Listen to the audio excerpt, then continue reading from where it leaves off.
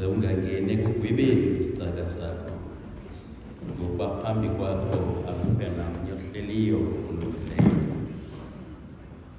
Ngako umoya wam ucubhukile phakathi kwam, intliziyo yam ithe nqa phakathi kwam.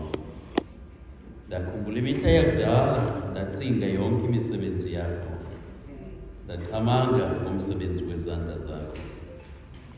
Izandla zam ndiyazolulela kuwe, umphefumlo wam unjengelizwe lomileyo ukunxanelwa wena.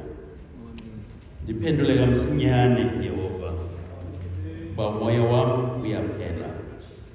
Zungandifihleli ubuso bakho, hleze ndifane nabahlabaya esehogweni. Ndivisa ububele bakho kwakusasa, ngokuba ndithembele kuwe. Ndazise indlela endiya kuhamba ngayo, ngokuba ndikuphakamisele kuwe umphefumlo wam. Ndifundise ukwenza inkolelo yakho, ngokuba wena unguThixo wam. Umoya wakho ulungile, ndikhokhele elizweni elilungeleleneyo. Siza kuvula ke le nkonzo ziGildas kwelaculo ngo-94. uYesu uyakulawula apha ilanga lihambayo.